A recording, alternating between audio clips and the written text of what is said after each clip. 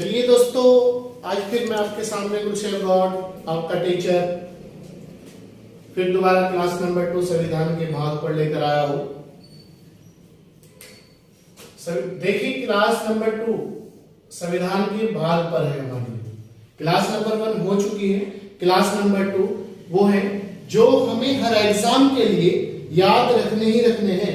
कोई भी एग्जाम हो हमारा, चाहे वो आईएएस का हो, पीसीएस का हो, एसएससी हो, बैंक हो, रेलवे हो, सीटेट हो, यूटेट हो, नेट, जीआरएफ, एक्सवाईजेड, जितने भी एग्जाम है, उत्तराखंड पुलिस हो, एसआई हो, हर एग्जाम के लिए ये वो अति महत्वपूर्ण सामग्री है जो आपको हमेशा भूलना नहीं है।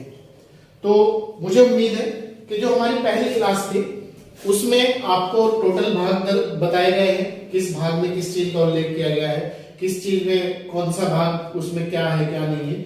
लेकिन ये वो है क्लास नंबर 2 भाग पर जो हमारी वो है, तो याद रखना भाग पर ही ये क्लास हमारी 2 है। जो हमारा उद्देश्य है ताकि हम लोग आपको बेहतर और कम समय में शिक्षा प्रदान कर सके और जल्दी से जल्दी आपको आपकी कामयाबी और सिलेक्शन तक हम पहुंचा सके। तो इसीलिए मेरा उद्देश्य रहेगा कि मैं आप लोगों को कम समय में अधिक सफलता दिला दूं। तो अब चलिए देखते हैं। तो हमारे जो ये वो भाग है जो हमें बिल्कुल 100% हर एग्जाम के लिए याद रखने हैं। तो भाग 1 याद रखना है हमें। भाग 1 इस संघ और उसके राज्य क्षेत्र, 28 राज्य है और 9 केंद्र शासित प्रदेश है। आप इस चीज का याद रखेंगे, आर्टिकल 1 से 4 तक।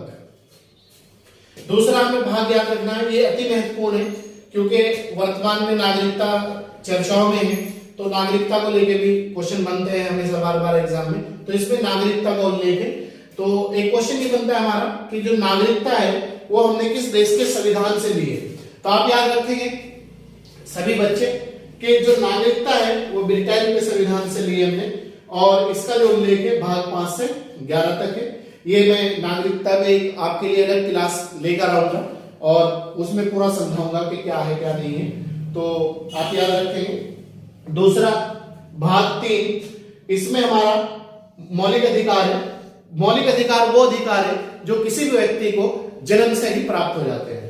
तो वर्तमान में हमारे जो मौलिक अधिकार है उनकी संख्या 6 है, जबकि पहले हमारे मौलिक अधिकारों की संख्या 7 होती थी। एक जो संपत्ति का अधिकार है वो मौलिक अधिकार से हटा के वो वर्तमान में कानूनी अधिकार बना दिया गया। तो आप याद रखना जो हमारे मौलिक अधिकार है वो अमेरिका के संविधान से लिए गए हैं। तो इनका जो उल्लेख है अनुच्छेद 12 से 35 तक। नेक्स्ट जो हमारी क्लास रहेगी उसमें मैं आपको बताऊंगा आर्टिकल 12 में क्या है, 15 में, 13 में क्या है, 15 में क्या है, XYZ जो भी रहेगा। भाग 4 आप याद रखेंगे। तो भाग 4 में राज्य के नीति निर्देशक तत्व है जो हमारे राज्यों की स्टेट गवर्नमेंट होते हैं उन्हें प्रदान किए गए हैं ताकि वो बेहतर काम कर सके वेलफेयर के लिए, लोगों के कल्याण के लिए। और ये जो राज्य के नीति निर्देशक तत्व है वो आयरलैंड के संविधान से लिए हम लोगों ने। तो और इनका जो उल्लेख है अनुच्छेद 36 से 51 तक उल्लेख किया गया है। इसके बाद हमारी आर्टिकल भाग 4 में याद रखना राज्य के नीति निर्देशक तत्व है, लेकिन भाग 4 इसका मतलब है ये बाद में जोड़े गए थे हमारे संविधान में। तो आप थोड़ा सा इस चीज को याद रखेंगे। तो भाग 4 का मूल कर्तव्य है, मूल कर्तव्यों की वर्तमान में जो संख्या है हमारी वो जो है आपकी 11 है। वो फिर बताऊंगा मैं आपको नेक्स्ट क्लास में। ये रूस से लिए गए हैं, आप थोड़ा सा याद रखेंगे। और आर्टिकल 51 कॉम है।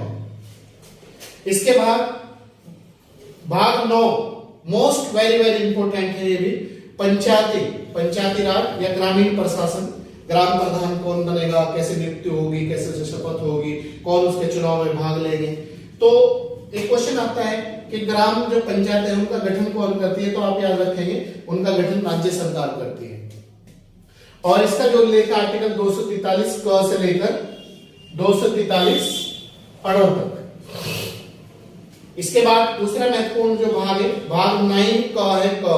आप क ना भूल ले बिल्कुल भी कहते, ये बाद में जोड़ा गया था। इसमें शहरी प्रशासन है। शहरी प्रशासन हमारा 3 है, नगर पंचायत, नगर निगम और नगर पालिका परिषद। ये हमारी शहरी प्रशासन में आती है तीनों। इनका गठन भी राज्य सरकार ही करती है। और इनका जो उल्लेख है आर्टिकल 243 त से 243 य और 6 तक। क्योंकि ये बार बार एग्जाम में पूछे जाते हैं, ये वो सब चीजें हैं, इसलिए मैं आपको अलग से इस पे क्लास प्रोवाइड कराई है ताकि आप इसे बिल्कुल 100% याद रख सकें। इसके बाद जो हमारा भाग है, भाग 15 है। भाग 15 में निर्वाचन का उल्लेख किया गया है, मतलब चुनाव का। तो आर्टिकल 224 से 329 तक, ये भी एग्जाम उत्तराखंड में एग्जाम जो हुआ था उसमें भी क्वेश्चन आया है, और यूपीएससी वगैरह में सब में क्वेश्चन आता है। और तो इसमें क्या है, निर्वाचन जो बॉडी है, चुनाव कौन कराएगा, चुनाव कैसे होगा, योग्यता क्या होगी किसी सदस्य की, शपथ कौन दिलवाएगा, ये सब चीजों का इसमें उल्लेख किया गया है। भाग 17 मोस्ट वेरी वेरी इंपोर्टेंट, इसमें राजभाषा को उल्लेख किया गया है, और हमारी राजभाषा जो है वो हिंदी है। तो आप याद रखना, हमारी राजभाषा कौन से, क्वेश्चन इतना ही आ जाता है, तो वो हिंदी है। आर्टिकल 324 से 351 तक उल्लेख किया गया है। हिंदी को मातृभाषा, ये वो सब चीजें वो अलग से मैं आपको फिर पढ़ाऊंगा बाद की क्लास में। इसके बाद भाग 18 है हमारा। भाग 18 भी अति महत्वपूर्ण है, बार बार क्वेश्चन पूछा जाता है। आपात उपबंध, जिसे हम इंग्लिश में कहते हैं इमरजेंसी। तो इसमें अनुच्छेद 352, 356, 360 तीन चीजों का उल्लेख किया गया है। 352 आप देखिए, कोई भी युद्ध, बाह्य आक्रमण या सशस्त्र विद्रोह के आधार पर इसे लगाया जाता है, ये पूरे देश में इमरजेंसी या राष्ट्रपति शासन लग जाता है। 356 का प्रयोग राज्यों में किया जाता है। राष्ट्रपति अगर वहां का शासन प्रशासन कानून के अकॉर्डिंग ना चल रहा हो तो राज्यपाल राष्ट्रपति को सिफारिश करता है और वो उसकी जांच कराता है, तो वहां पर 356 लगा दिया जाता है। इसे कहते हैं राष्ट्रपति, राज्यों में राष्ट्रपति शासन। 360 वित्तीय आपात होता है।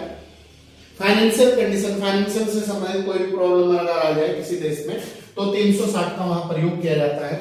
तो आप याद रखें 360 फाइनेंशियल कंडीशन। अब तक हमारे देश में ये कभी नहीं लगाया गया, आप थोड़ा सा इस चीज को भी याद रखेंगे। क्वेश्चन आता है कौन सा अनुच्छेद या कौन सा आर्टिकल का प्रयोग अब तक नहीं किया गया है, तो आप याद रखेंगे 360 का प्रयोग अभी तक नहीं किया गया है। एक दूसरा भाग जो है वो सबसे इंपॉर्टेंट भाग 20 है। ये है संविधान में संशोधन। संविधान में अगर हमें कोई चीज जोड़नी है तब भी भाग 20 का प्रयोग होगा और आर्टिकल 368 का प्रयोग होगा, और कोई चीज हटानी है तो तब भी 368 और आर्टिकल भाग 20 का ही प्रयोग किया जाता है। इसके बाद एक क्वेश्चन ही आता है, आप याद रखना हमेशा, तो भूलेंगे नहीं कभी। आप सोचो कि भाई सर बार बार कह रहे कि याद रखना, इसलिए कह रहा हूं ताकि हमारे भविष्य का सवाल है और हमारी लाइफ का सवाल है। तो इसमें संविधान में क्वेश्चन आता है संशोधन कितने प्रकार से होता है, तो हम याद रखेंगे 3 प्रकार से। अब वो 3 कौन कौन से?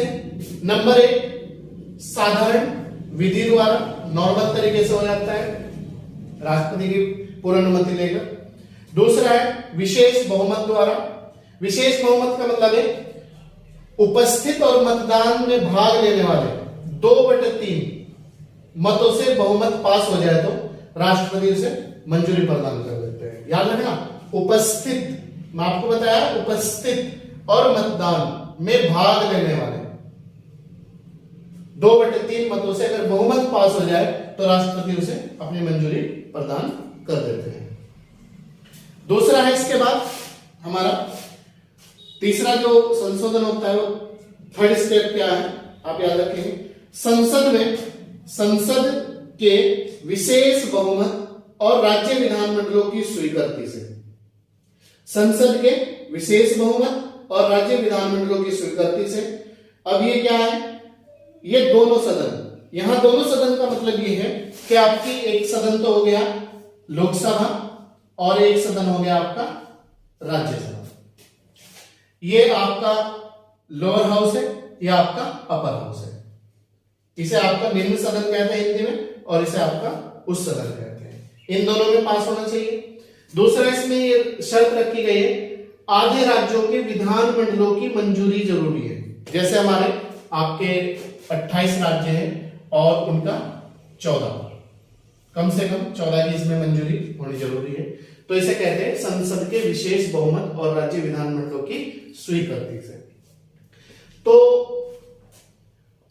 मुझे उम्मीद है कि जो आज की आपकी क्लास ली गई है वो आपके 100% माइंड में बैठ गई होगी और आप इससे बेहतर रिजल्ट भी लेंगे। आप देखना जो हमारे प्रैक्टिस सेट है एग्जाम के, वो चाहे आप स्टेट लेवल का एग्जाम दे रहे हो चाहे सेंट्रल लेवल का एग्जाम दे रहे हो, हर एग्जाम में जो आपको ये भाग बताए मैंने भाग क्लास नंबर 2 में, इनमें से इससे भी कोई भी क्वेश्चन आपका बाहर नहीं जाएगा, ये मैं सत्य के साथ कह सकता हूं आपको।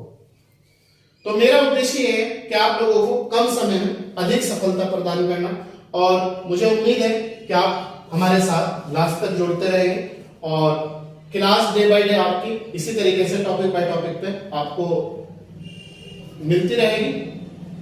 और कल की जो हमारी क्लास होगी भारतीय संविधान पे, वो होगी, एक तो आप नोट कर लें संविधान की अनुसूची,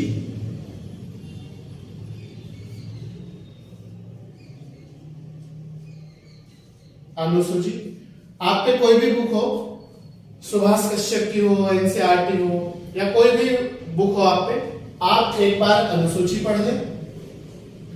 और दूसरा, आपकी जो क्लास होगी वो होगी नागरिकता में।